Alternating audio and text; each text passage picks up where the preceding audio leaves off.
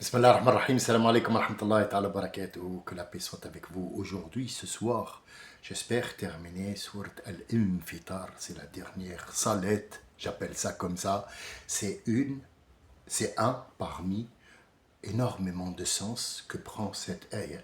Ne croyez pas que ce que vous voyez sous les yeux, ce n'est pas, par exemple, une projection de ce qu'il y a après aussi. Mais il faut aller plus profondément que ça, pour aller creuser, pour savoir que ce Coran-là, il est fait pour être pratiqué là, maintenant, tout de suite, pour que notre vie soit simple. Nous allons par exemple à Surat Taha. Allah, la première, il a dit Ma anzalna alayka al-Qur'ana litashqa. On ne t'a pas révélé le Coran et on ne t'a pas donné ce Coran pour que tu puisses être malheureux et que tu te fatigues à chercher des réponses. Nous te donnons un guide comment vivre dans ce monde. Ce Coran n'est pas pour le monde d'après, c'est pour maintenant. Mais comme cadeau, il te dit chaque lettre que tu prononces, tu auras 10 hasanat, donc 10 bons points. Si tu dis Bismillah ar-Rahman ar-Rahim, c'est du Coran, oui. Où il se trouve? Au début de chaque sourate, non. Non, c'est l'être humain qui l'a mis. Mais où se trouve Bismillah ar-Rahman ar-Rahim? Dans la sourate de la fourmi, An-Naml. Qala Sulaiman, Bismillah ar-Rahman ar-Rahim, innahu min Sulaiman. Donc ça te vient du Coran. Al-Rasoul nous dit, quand tu dis Alif, Lam, Mim, ce sont 3 lettres distinctes et non pas un lot de 3 lettres. Non, c'est Alif, Harf, wa Mim, Harf, wa Lam, Harf. Donc 10, 10, 10, 30 hasanat dont on compte. Regarde voir combien tu vas lire de Coran pour que, après, tu as un compte en banque. C'est des bitcoins, astaghfirullah al-azim. C'est juste pour rigoler, je dis ça, mais c'est pour que les gens comprennent un langage simple. C'est un compte, c'est de l'argent, astaghfirullah, de l'argent, c'est des bons points qui travaillent, et les 10 points peuvent aller jusqu'à 100. Donc c'est un compte qui travaille, compte bloqué, pour que quand tu arrives là-bas et que tu n'as pas de quoi payer, Allah subhanahu wa ta'ala te dit, tu as lu un jour, une fois, tu te rappelles, et ben je vais te donner, même si tu n'as pas compris, tu as lu seulement. Et celui qui comprend a plus, mais il a plus de responsabilité, parce que celui qui sait, eh oui, le papa de Spider-Man le lui a dit. Et lui a dit, c'est une grande responsabilité. Et ouais, et alors il a fait les fils comme ça, il se promène. Donc celui qui sait, il est responsable. Celui qui ne sait pas, il ne sait pas. Dans la salette, je n'ai pas dit à notre ami Y, c'est une de ces questions, pourquoi quand on se prosterne, la première prosternation, avant sujoud, il y a ruku'a, la prosternation, on lève la tête et on se... Alors, sache, mon ami, que cette salette dont on parle, cette salette que Muhammad a eue, pour nous, c'est un honneur. Il lui a dit à Muhammad, puisque tu ne parles que de ta umma à toi, sache que ta umma, elle est obligatoire à 50 salettes. Donc, il va revenir 5 fois. Moussa va lui dire, retourne. Ta umma, elle ne pourra pas. Je sais ce que c'est. J'ai eu Ben Israël, elle ne pourra pas. Donc 5 fois, et à la 5 fois, les 50 sont devenus divisés par 10. Ça veut dire que chaque salette compte pour 10 prières. Mais qu'est-ce que c'est que cette prière? Cette prière, c'est une connexion. C'est quelqu'un qui t'a demandé, ou c'est toi qui as appelé astaghfirullah al-azim. Je dis ça pour que les gens comprennent. Ça veut dire que tu es rentré en contact avec Allah. Il te dit, Allah, puisque tu m'as appelé, moi aussi je vais te parler. Comment Dieu va te parler? Comment Dieu va te parler? Toi, tu rentres, tu dis Alhamdulillah, Rabbil Alamin, Ar-Rahman, Ar-Rahim, Malik Yawmiddin. Il nous l'a écrit pour nous, pour qu'on puisse lui parler. Comment lui va nous répondre à nous? Comment il nous parle? pense pas qu'un shir vous ait dit ça un jour. Mais ils l'ont dit. Le prophète l'a dit. Il a dit, celui qui veut parler à Allah, lit le Coran. Pourquoi? Allah te parle. C'est qui te parle? C'est Allah. Qu'est-ce qu'il te dit à toi et à n'importe qui ouvre?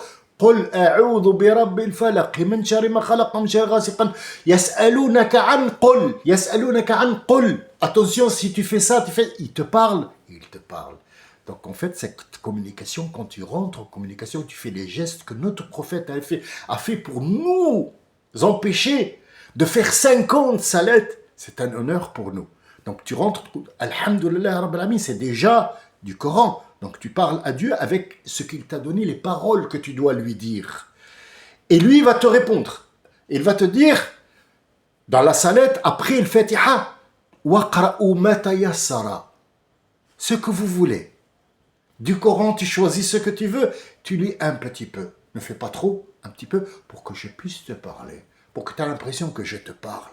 Donc tu es en contact. Quand est-ce que tu dis 3 fois, 4 fois, 5 fois, subhanallah, subhanallah, subhanallah, subhanallah, subhanallah, ça, ce sont des codes que le prophète a mis pour que ça soit une prière unique, pour qu'il n'y ait pas n'importe quoi, dans n'importe... Moi, je décide de faire Allah Akbar, et l'autre il fait comme ça, et l'autre il fait comme ça, et l'autre il fait comme ça. Donc en fait, pour unifier cette salette, pour que ça soit des codes, pour que ça soit sérieux, le prophète a mis en place 3 fois tel et 3 fois tel. Pourquoi 3 fois? Pourquoi pas une fois, ça suffit? Allahu Akbar. Quand tu rentres en prière, tu vas dire Allahu Akbar, Allahu Akbar. Attention, même si tu n'as pas entendu la première fois, tu vas entendre la deuxième fois ce que tu as dit de la bouche. Qad qamat as-salat. Quoi? Qu'est-ce que tu m'as dit? Qad qamat as-salat. Qad qamat as-salat. Ah, là je suis sûr. Pas 2, 103. Et je ne parle pas du chiffre 203. Pas 203, parce que la troisième, tu es sûr de ce que tu as dit. La première, tu n'as pas fait attention ou tu n'as pas fait exprès. La deuxième, tu n'es pas sûr. La troisième, je suis sûr d'avoir dit Subhanallah wa bihamdihi Subhanallah al-azim.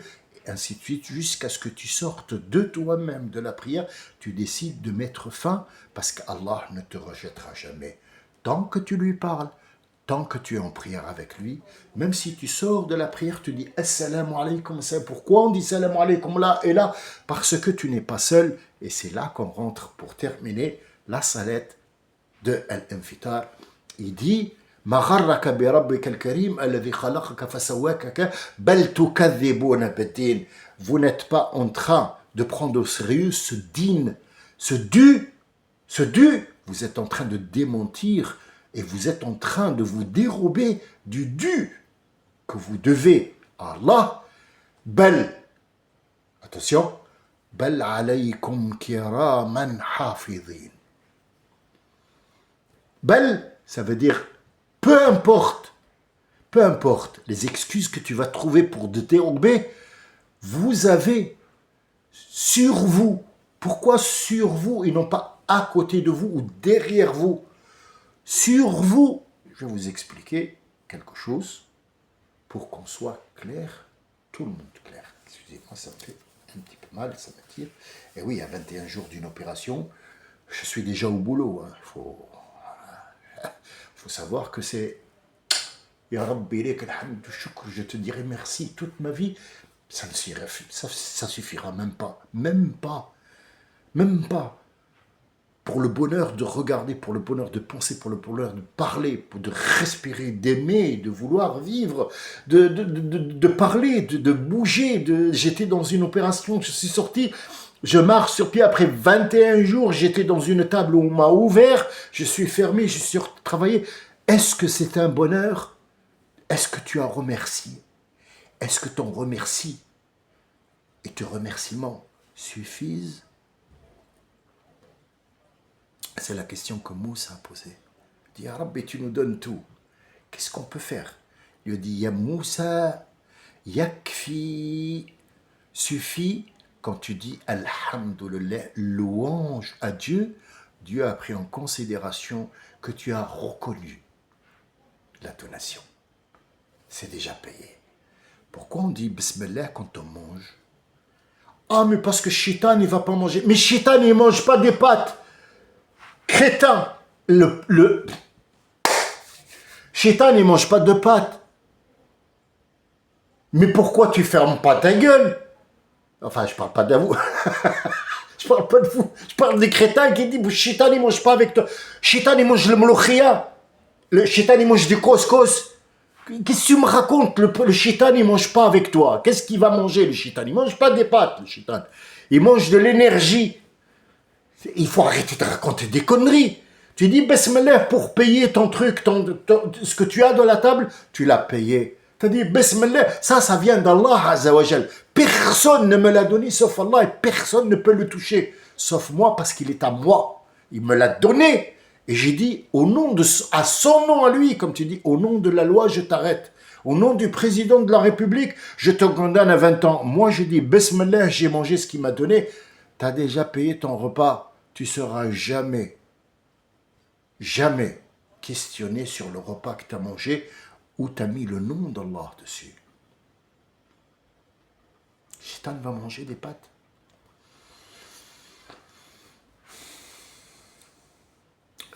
Le plus beau, c'est qu'il y a des gens qui y croient jusqu'à aujourd'hui. C'est pas normal.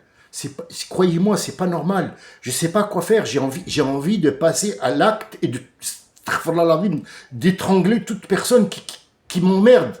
C'est un emmerdement 24 heures sur 24 d'entendre des conneries, des sornettes comme ça. C'est horrible. C'est horrible. On n'a plus d'image devant les gens. Les gens ne nous craignent pas parce que on est devenus des Mongoliens.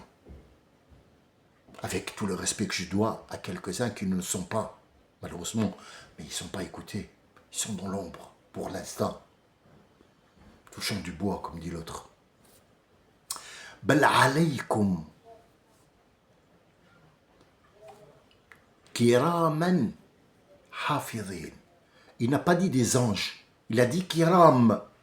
Al-karam ici, c'est Allah Karim, parce qu'il donne gratuit, mais il rajoute sur cette donation de la générosité, ça s'appelle.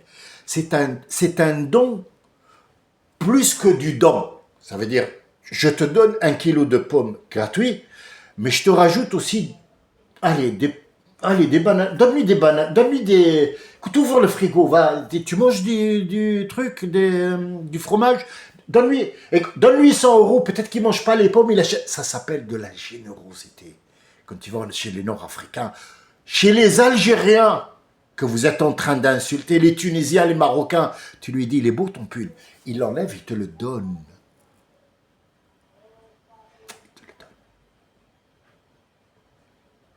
Donne-moi un seul pays où il enlève son pull, il te le donne. Oui, c'est l'Algérien, oui. Oh oui, le voleur, oui. Il te donne son pull. Et il te donne sa bouffe parce qu'il a de la générosité. Allah est généreux, oui, mais c'est d'un autre catégorie. C'est même pas une catégorie, c'est céleste. Qui est être généreux? C'est les anges. Qu'est-ce qu'ils font?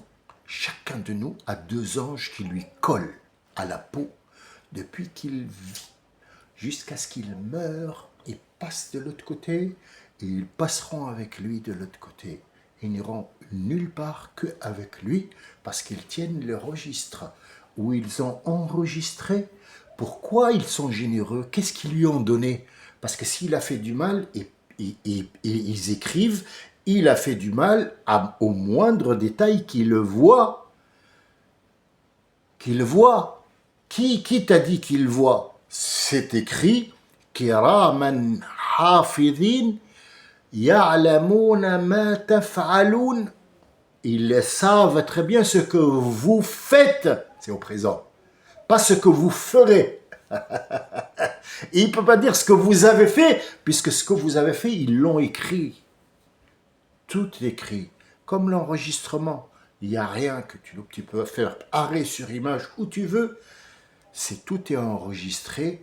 Et quand je dis ils ont écrit, Allah dit qu'ils ont écrit, mais c'est une parabole. Ce n'est pas un stylo et une feuille. Ils ont enregistré ce que tu dis, leur écriture n'est pas la même compréhension que notre écriture à nous. Donc il dit écrit pour qu'on puisse comprendre que tout est noté. Quand tu parles avec quelqu'un, tu lui dis écoute, la prochaine fois, tu n'ouvres plus la porte, il te dit c'est noté. Où il a noté? Il a noté où? Dans sa tête. Ah d'accord, donc c'est pas stylo. Non. Alors pourquoi tu ne crois pas que l'ange qui te suit, les deux, note? Pourquoi il faut un stylo? Et pourquoi on fait ça, note? Parce qu'on ne comprend pas. L'être humain, il est restreint dans sa compréhension. Sauf s'il l'ouvre, il a la capacité. Je t'ai donné la capacité. Et ces anges-là, ils sont sur toi. Sur toi comment? Ils sont sur... On dit, oh, j'ai le bâton sur le dos, c'est son... Oh là là, il me saoule, je l'ai sur le dos. Est-ce que tu l'as sur le dos? Parce que moi, je suis un petit peu mongolien, tu sais. Tu m'as dit, je l'ai sur le dos, je cherche sur ton dos, il est où? C'est une façon de parler, je l'ai sur le dos. Ça, c'est l'être humain. Alors quand Dieu parle, c'est pas des paraboles, c'est des sens. Sur vous, ça veut pas dire en hauteur, ça veut dire qu'il te colle à la peau. Il n'y a pas un geste, il n'y a pas un battement de cils qu'il ne voit pas. Sauf ce que tu as dans la tête, Dieu seul le sait, et c'est lui qui leur dit. Notre prophète, il nous raconte, pour nous illustrer cette image, alaykum hafidhin, alaykum la kiraman la hafidhin, yaktubuna wa ya'lamuna ma taf'alun. Il va nous illustrer ça. Il va dire, il y a un ange qui était là pour noter ce qu'un être humain faisait. Et donc, il était en train de dormir, et il y a eu un son qui est sorti de sa bouche, et il a entendu Zafir. Ça s'appelle Zafir, c'est un sifflement. Comme le temps, les anges ne sont pas concernés par le temps, il a le temps de monter au premier ciel, demander à son supérieur, j'ai entendu siffler, je ne sais pas comment noter ça. Comment je peux noter?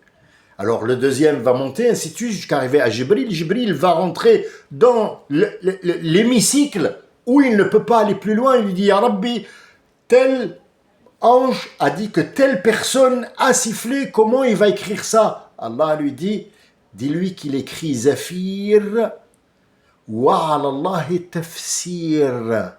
C'est le prophète qui nous dit ça pour illustrer que l'ange, même un sifflement dans le sommeil, il va l'écrire sifflement, et c'est Allah Yawm al-Qiyamah qui va ouvrir ses registres, il va lui dire à telle heure, il y a eu un sifflement qui est sorti, pour que tu saches que je t'ai regardé toute ta vie. Il n'y a pas une seule milliardième de seconde où je ne t'ai pas vu, toi et les autres. Et c'est pour ça que je m'appelle Al-Batino wa Zahiru. Je suis l'intérieur et je suis l'extérieur. Ya'lamuna ma taf'alu. Ils savent très bien ce que vous faites, ils sont écrits.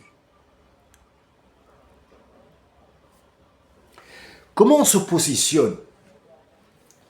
Comment on peut se positionner par rapport là où on est? Alors je vais rentrer peut-être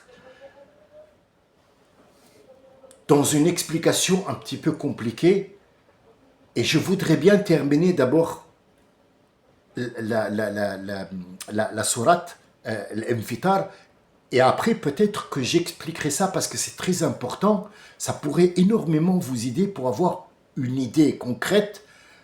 On est où? On est qui? Et qu'est-ce qu'on fait le jour où vous aurez accepté ce que je vais vous dire et que vous allez un petit peu le trouver logique, vous allez regarder le monde avec un autre regard. Croyez-moi, ça va être difficile, oui.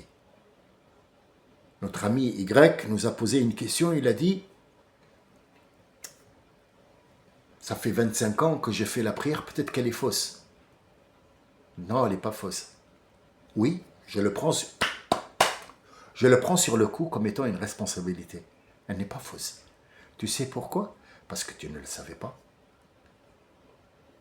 C'est eux qui vont être punis parce qu'ils ne te l'ont pas dit.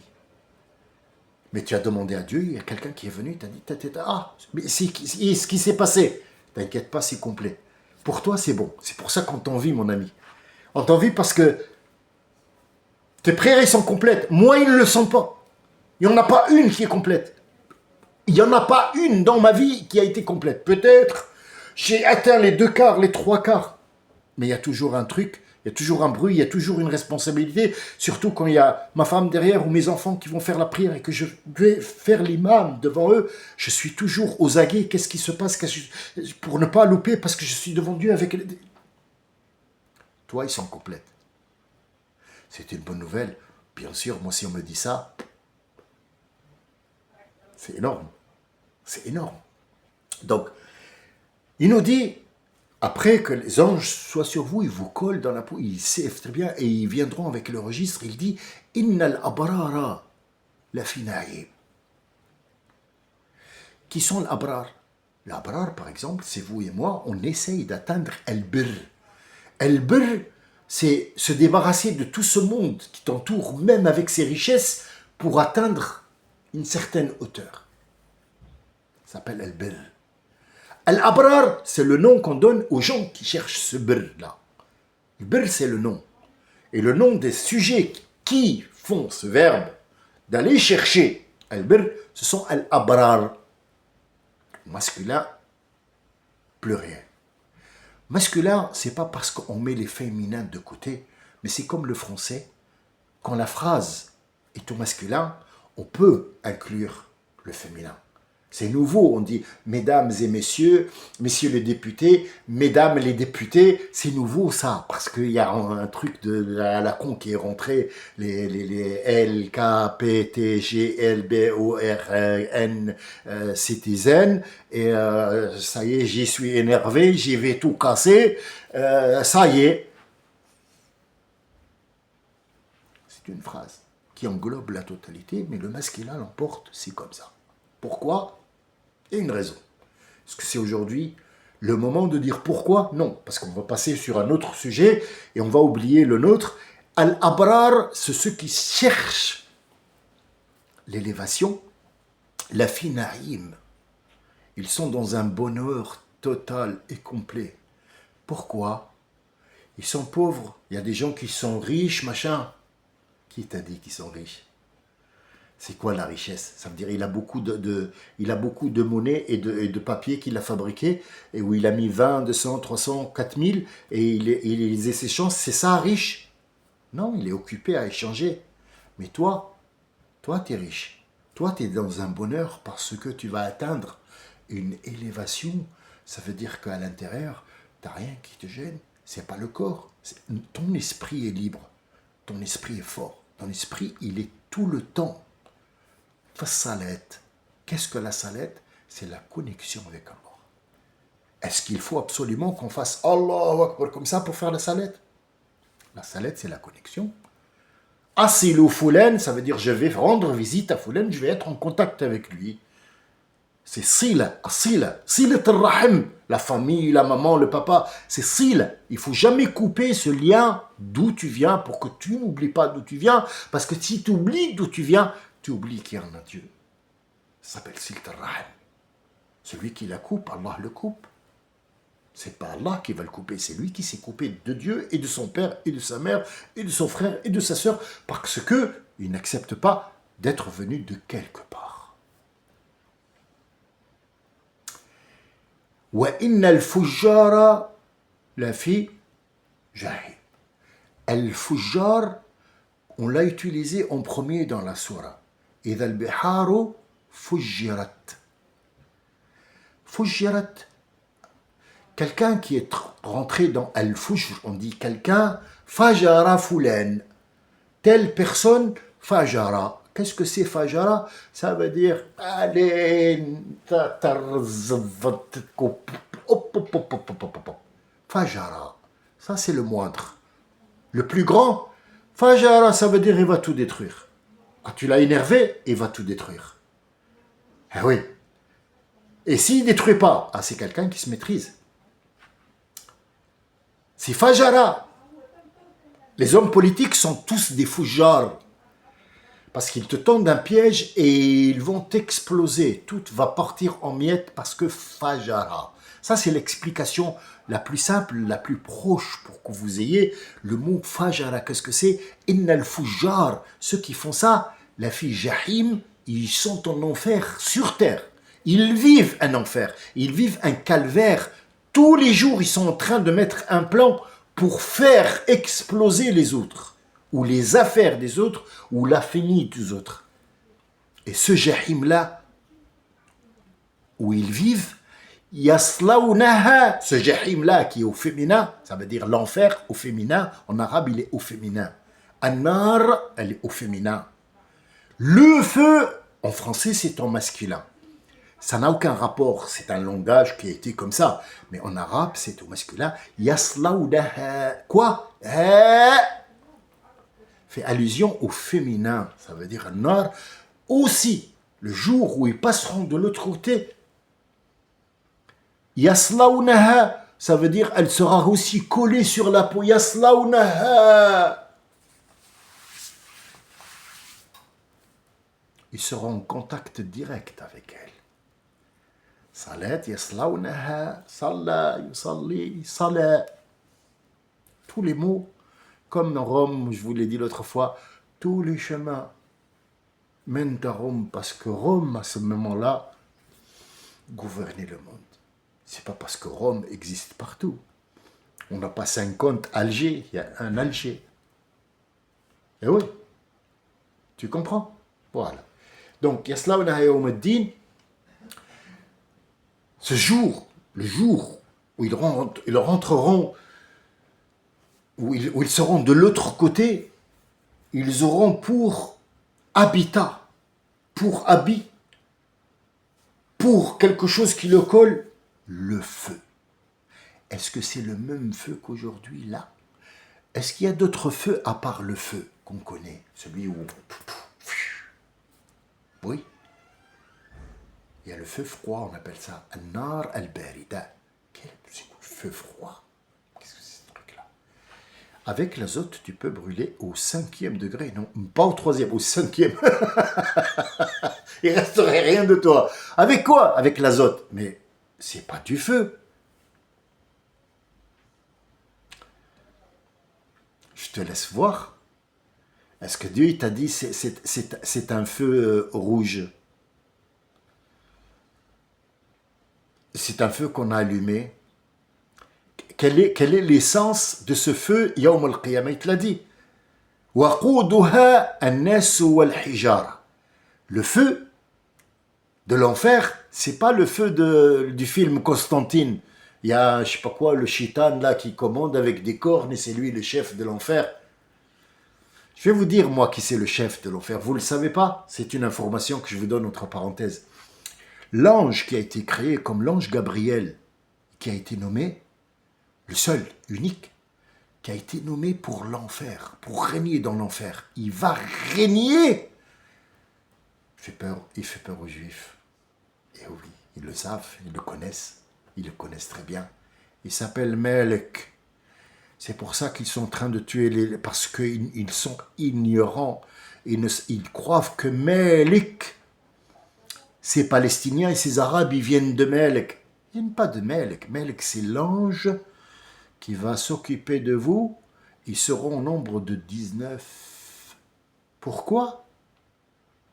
Je vous le dirai un de ces jours, Inch'Allah, pourquoi. C'est écrit dans le Coran, il faut juste lire.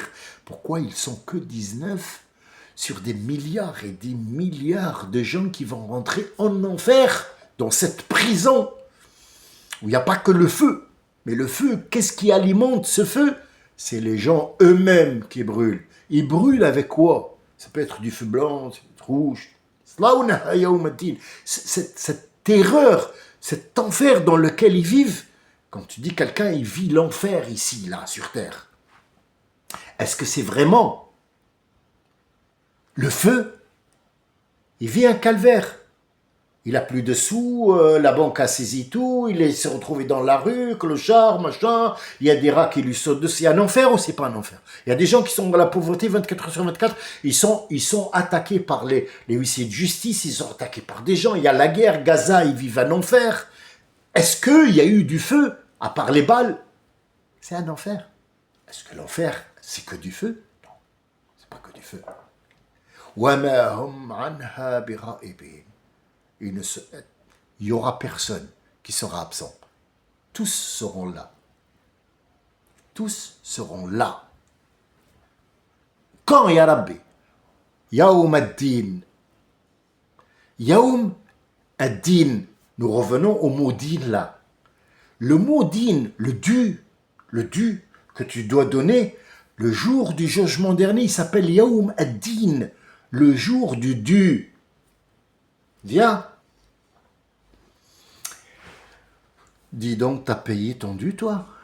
Non, t'as pas payé ton dû. Eh ben, on va voir les registres. Hein? Seconde par seconde. Ah oui. Ah oui, tout le monde va y passer. وَمَا أَدْرَاكَ مَا يَوْمَ الدِّينِ.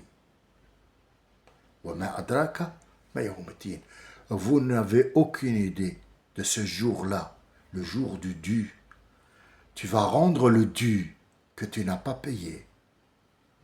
Moi aussi. Le prophète aussi. Tout le monde passera. Même les animaux. De quoi sont fabriqués les animaux? De terre? Entièrement d'eau. Mais pourquoi alors ils vont être jugés? Parce qu'il y a peut-être une vache qui a donné un coup de corne à l'autre. On va lui demander pourquoi. Parce que c'est le jour de la justice, c'est le jour du dû. وَمَا أَدْرَاكَ مَا يَوْمَ الدِّينِ ثُمَّ مَا أَدْرَاكَ مَا يَوْمَ الدِّينِ. 2 fois il te l'a dit. Pour que tu saches que c'est pas un jeu, c'est le jour du dû. T'as joué, t'as été riche, t'as été fort, t'as été Hitler, t'as été un juif, t'as été Trump, t'as été quelqu'un qui a tué tout le monde parce que t'es fort, t'as été un Superman, t'as été Spiderman, Saladman. Aujourd'hui c'est fini, tu n'as aucun pouvoir parce que je t'ai dit que Yaoum ad-Din, c'était très important et tu n'as pas fait attention. Qu'est-ce qui se passe, ya Rabbi Yaoum ad-Din?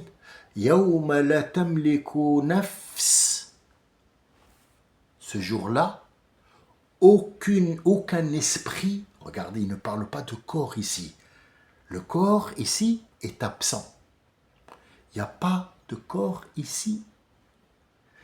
Yaoum la tamliku nafs. Les nafs, un esprit ne peut pas venir en aide à un autre esprit parce que lui-même il est dans une merde pas possible. Wal amru yawma idhin, ce jour-là, l'ordre et la parole et la justice est seulement à Allah et pas Rabb. Vous voyez le nom qu'il a utilisé ici? C'est Allah. C'est officiel. Tu es en présence de sa majesté.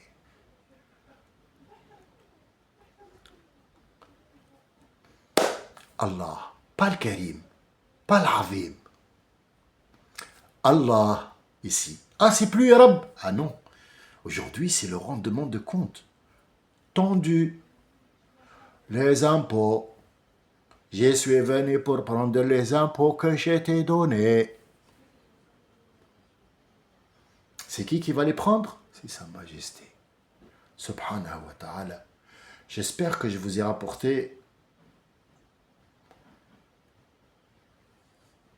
0,3 milliards de 0,1 d'éclaircissement sur ces 5 salettes qui sont très importantes.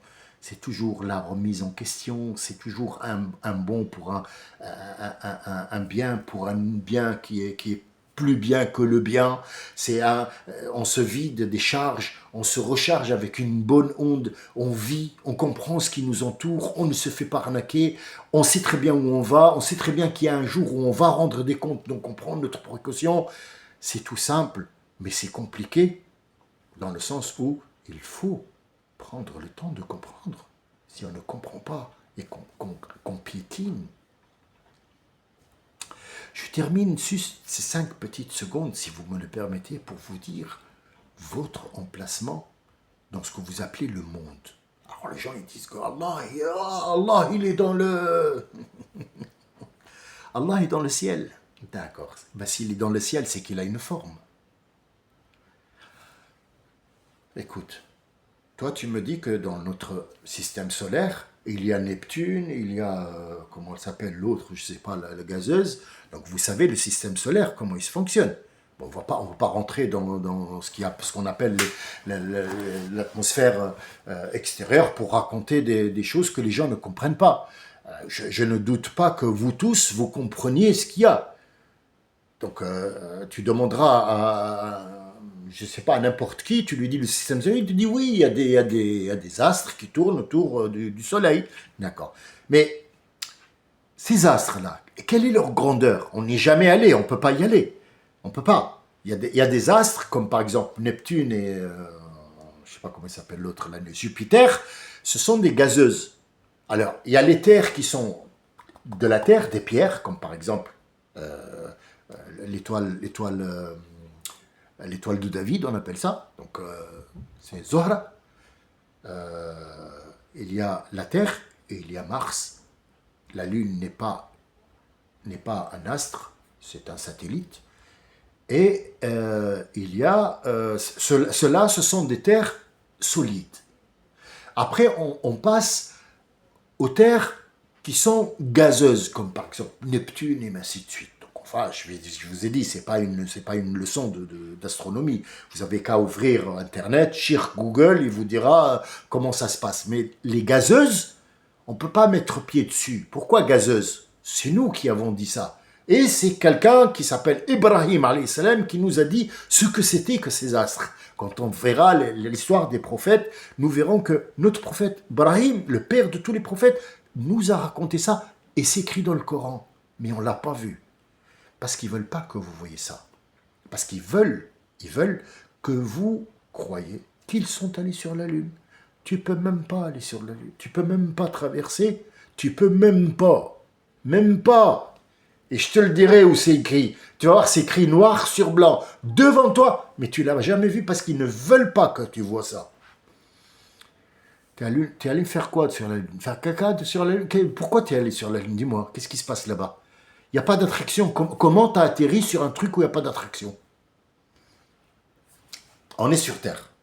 Tu vas sur un truc où on enlève l'attraction. Ça existe, ce sont des trucs, des attractions, on appelle ça des attractions. On vient pour être, oh, on flotte sur le... Pourquoi? Parce qu'on a coupé cette attraction à partir d'aimants et ainsi de suite. Donc, dis-moi, c'est une Terre où il n'y a pas d'attraction, comment tu vas te poser? Explique-moi.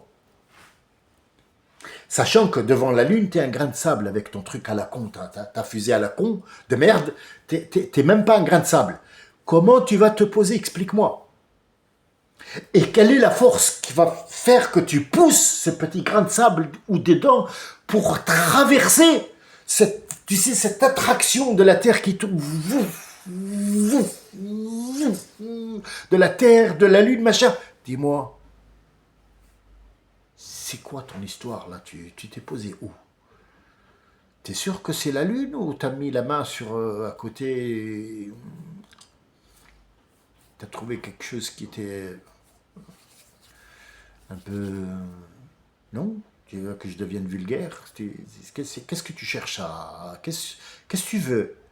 Tu veux que je sorte de mes gants pour t'expliquer un truc? Non? Bon.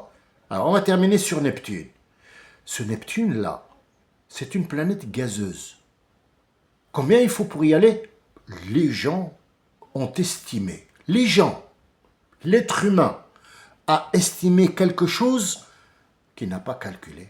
C'est une machine il a envoyé un laser, il a dit si le laser traverse 5,6, 3,14 de pi fois carré de je sais pas quoi, on trouve qu'il y a 500 ans de... Oui, mais d'où tu sors ça? Oh, on a calculé. Hein. Calculé selon quoi? Bah, le laser. Le laser. D'accord. Le laser, il vient d'où, là? C'est qui l'a? C'est un ange? Non, on l'a fabriqué. Ah, tu as fabriqué le laser pour... D'accord. Et tu as fabriqué quoi encore? Ben, Musk, il a acheté... Moi-même, j'ai acheté sur Mars. Ouais, pour faire un immeuble, pour la location des gîtes, vous comprenez, l'été, tout ça, machin. Bon, après, voilà, j'ai pas encore commencé les constructions sur Mars, hein, parce que, en fait,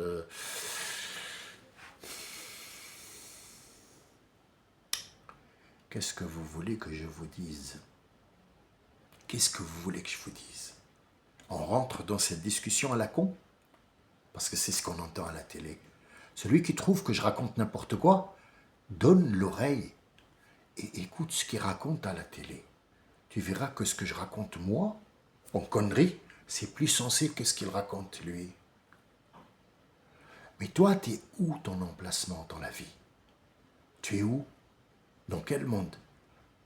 Est-ce que Dieu est dans le ciel, comme tu dis, dans le 7e ciel? Après, dans le barzakh, dans le monde céleste, est-ce qu'il y a un autre monde où il y a Dieu qui est assis comme ça? Donc il a un corps.